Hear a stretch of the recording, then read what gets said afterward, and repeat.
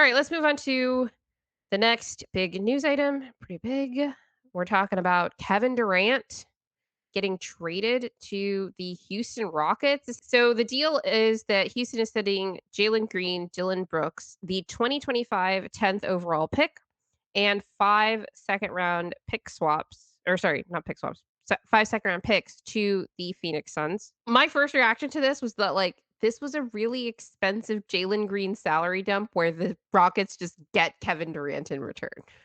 Yeah, no, I just think Phoenix got completely fleeced in this deal. I know, Will, like, you're gonna give your thoughts, Will, on where you think Katie's overall, like, value is, but I'm like, this dude was, like, a very clear all NBA player to me last year. I think he, like, barely missed the cutoff because he, like, had an ankle injury at the end of the year or whatever.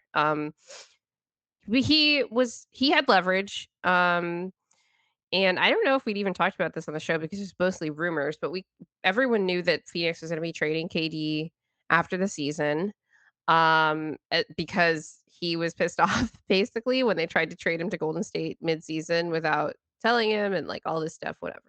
But he's gonna be an expiring contract next season, and who knows what kind of extension he'll be asking for. Probably, like, I would imagine, willing to take a discount to some degree on his contract. Not like a huge amount, but, like, he's currently on a super max contract, which is a lot. That's the most money that an NBA player could be making in terms of percentage of the cap. Like I've said before, the team that is trading for him in order to give Phoenix, like, really valuable assets needs to know that Katie wants to go there. Crazy thing about this Houston deal is that Houston was one of the teams on Katie's list. I think the top 3 were Houston, San Antonio, and Miami. A lot of people pointed out, like, "Oh, these are all no state income tax states." Okay.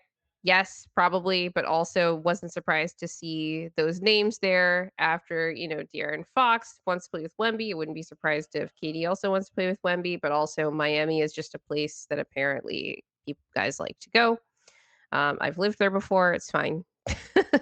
Phoenix takes on the Jalen Green contract, which is not really a great contract either way. And we talked about this a little bit in our show before the season because Jalen Green and Şengün got extended. I think we're around the same time. I think we got the news of the Jalen Green extension even before the Şengün one. And it was a weird contract structure because I believe it's 3 years. His extension has yet to kick in, but the third year is a player option. So if you wanted, like, a short-term deal that's easy to move, it's just a little too long for that, plus that last year is that player option. If you wanted a longer term deal because you really believe in Jalen Green's potential and you think he's gonna, like, no pun intended, rock it up over the next few years, um, it's not great because if he actually does improve that much, that 3rd year he's gonna decline and then ask for, like, max money. So you didn't lock him in at some, lower rate for, like, longer term. So that contract never really made, like, a ton of sense to me. For Houston, they get off that deal entirely and basically replace him and Dylan Brooks with Kevin Durant. Um, so I was just like, Houston made out like bandits here, honestly. Yeah, it's funny because I was just joking to you because you know how I am about Kevin Durant that this Yeah. is really how low his value is now, but I don't think it really accurately reflects his value. I mean, if you just like look at his stats for sure, like how he plays with these teams, he consistently outputs the same amount of like scoring and assists. Like he's averaged the same thing the last since he's been in Brooklyn at least. I think his scoring's gone up, but everything else has gone down a little bit since the Warriors, but um, yeah, it's just a weird trade. HMEs don't understand why Phoenix wants to keep Jalen Green, doesn't fit with Booker, even if they get rid of Bill. Yeah, I'm like wondering how they're going to solve this. Is Jalen Green going to be moved at some point? Yeah. I don't see anyone moving. I don't see how they move Beal. That's going to be an expensive, possible, weird buyout situation. But I mean, I um, literally looked at this deal, and I was like, Denver could have beaten that. Honestly, like, I mean, is Jalen Green, Dylan Brooks, 1 first and 5 seconds really better than, like, MPJ, Zeke? Unfortunately, that's, like, negative. But, like, again, the you're on a knife's edge with this Jalen Green deal. Peyton Watson is, like, a young player that you might want to throw in there, a future first. and, whatever, like a future pick slot, like that kind of thing. It's like on the same order of magnitude, honestly, to me. I don't know if that's a crazy take or not. Denver was rumored to be in the talks, but I'm like, I'm sure every team in the league like called about Kevin Durant. We don't know how far that actually progressed. Last summer, Denver was in Paul George talks as well, and that didn't go anywhere either. So whatever, whatever that's worth. Somebody did pick up the phone and make calls. Phoenix, they didn't get a single one of their picks back in this deal, which was insane to me. Houston got back 5 second-round picks, or gave them 5 second-round picks instead of just giving Phoenix even one of their first.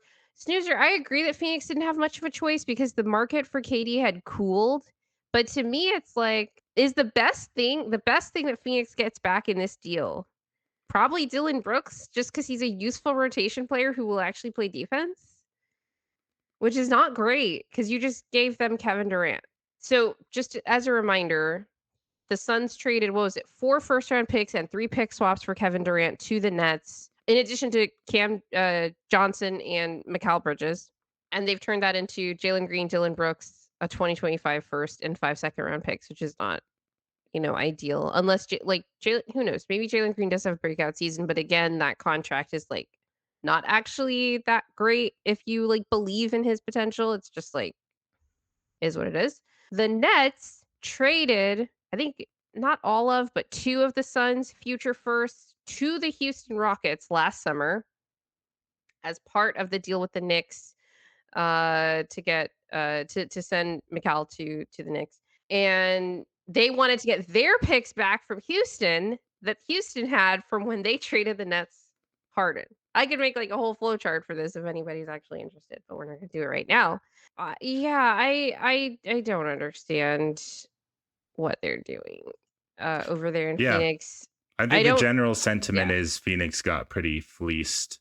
This is like the one time, like I get that Kevin Durant is expiring, so he could walk, right? So no team's going to commit to him, but or at least trade a bunch if he has the chance to walk. They're not going to rent him out. But this is like the one time where a team doesn't have to give up so much of their team to get him. Because a lot of the times, like the teams are giving up a shitload. He goes there, team's a little barren, some of the depth's wiped out, which I get. But this time he has some pieces around him.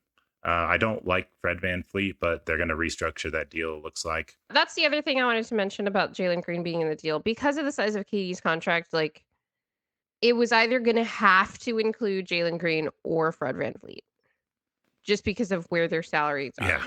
in Right. addition to other stuff, right? They chose, like, we wanna keep Fred. He's more important to our team than Jalen Green, It's which kinda probably tells you where they were at with him.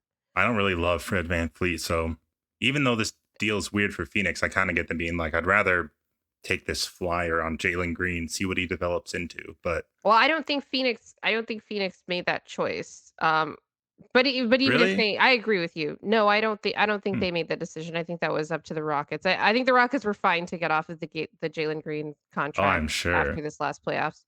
Um, but if they had the choice, I would agree with you, even given Jalen Green's past performance. Because what are they going to do with Fred VanVleet?